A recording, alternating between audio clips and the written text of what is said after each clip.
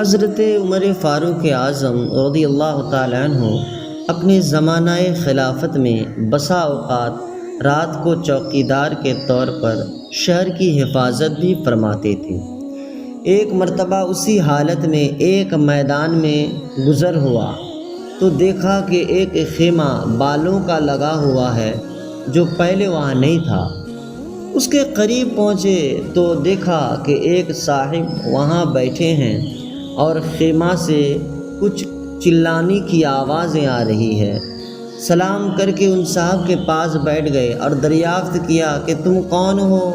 انہوں نے کہا ایک مسافر ہوں، جنگل کا رہنے والا ہوں، امیر المؤمنین کے سامنے کچھ اپنی ضرورت پیش کر کے مدد چاہیے، اسی واسطے آیا ہوں۔ دریافت فرمایا کہ یہ خیمے سے آواز کیسی آ رہی ہے؟ ان صاحب نے کہا میاں جاؤ اپنا کام کرو۔ آپ نے اصرار فرمایا نہیں، بتا دو کہ کچھ تکلیفوں کی آوازیں آ رہی ہے۔ ان صاحب نے کہا کہ میری بیوی ہے، ولادت کا وقت قریب ہے، درد ذہ ہو رہا ہے۔ آپ نے دریافت فرمایا کہ کوئی دوسری عورت بھی پاس ہے، یعنی کوئی ایسی عورت ہے جو اس کے پاس اس کی مدد کرے؟ تو انہوں نے کہا کوئی نہیں ہے۔ تو آپ وہاں سے اٹھے اور اپنے مکان میں تشریف لے گئے اور اپنی بیوی حضرت کلثوم سے فرمایا کہ ایک بڑے ثواب کی چیز مقدر سے تمہارے پاس لائی ہوں۔ تو انہوں نے پوچھا کہ کیا ہے؟ فرمایا کہ ایک گاؤں کی رہنے والی بیچاری تنہا ہے، اس کو درد ذہ ہو رہا ہے، اور انہوں نے کہا ہے کہ یہاں کوئی دوسرا بھی موجود نہیں ہے۔ تو پھر آپ کی بیوی یہ بات سن کر کے فوراً اسی وقت آپ سے فرماتی ہے کہ اگر آپ کی صلاح ہو تو میں تیار ہوں، اگر آپ کی اجازت ہو تو میں تیار ہوں۔ تو حضرت عمر فاروق اعظم نے فرمایا کہ ٹھیک ہے، چلو ولادت کے وقت جن چیزوں کی ضرورت پڑتی ہے تیل گڑ وغیرہ لے لو، اور ایک ہانڈی اور کچھ گھی اور دانے وغیرہ بھی ساتھ لے لو۔ وہ سب لے کر کے آپ چلے۔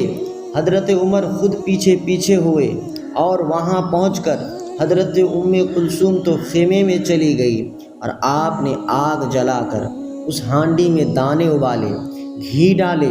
اتنے میں ولادت سے فراغت ہوئی، اندر سے حضرت کلثوم نے آواز دے دی اور آواز دے کر کے عرض کی کہ امیر المؤمنین اپنے دوست کو لڑکا پیدا ہونے کی بشارت دیجیے۔ امیر المؤمنین کا لفظ جب ان صاحب کے کان میں پڑا تو وہ گھبرائے۔ آپ نے فرمایا گھبرانے کی بات نہیں ہے۔ تو وہ ہانڈی خیمے کے پاس رکھ دی اور پھر اس کے بعد اس عورت کو بھی کچھ کھلا دی، اور حضرت کلثوم نے اس کے بعد اس ہانڈی کو باہر دے دی، اور حضرت عمر نے اس بدو سے کہا کہ لو تم بھی کھاؤ۔ رات بھر تمہارے جاگنے میں گزر گئی۔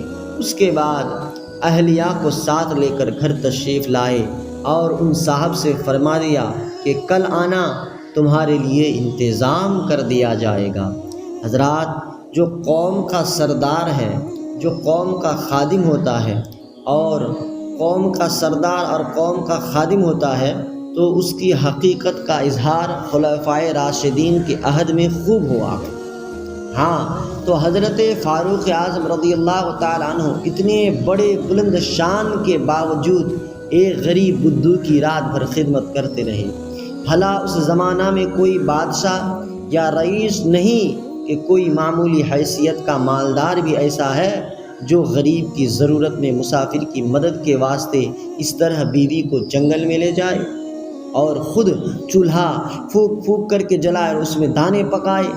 مسلمانوں کو اپنے ان بزرگوں کی سیرت کو اپنے سامنے رکھنا چاہیے اور اسی سے درس حاصل کرنا چاہیے کہ کوئی بڑا کوئی چھوٹا نہیں، ہمیں ہر اس شخص کی مدد کرنی ہے جو مجبوری میں گھیرا ہوا ہو، جو مصیبتوں میں گھیرا ہوا ہو، اور ہمیں یہ عقیدہ اور یہ سلیقہ بزرگان دین کی سیرت سے ملتی ہے۔ اسی لیے بزرگان دین کی سیرت کو پڑھ کر کے ان میں جو قیمتی باتیں رکھی ہے اسے پڑھ کر کے ہمیں درس حاصل کرنی چاہیے۔ بس انہی باتوں کے ساتھ اپنی باتوں کو ختم کرتا ہوں۔ بس اتنی سی ریکویسٹ آپ سے ہے کہ اگر آپ کو یہ واقعات اور یہ ویڈیوز پسند آئے ہیں تو آپ حضرات ہماری حوصلہ افزائی کے لیے لائک کریں اور نئے ہیں تو سبسکرائب کریں۔ وما علینا الا البلاغ۔ السلام علیکم ورحمۃ اللہ وبرکاتہ۔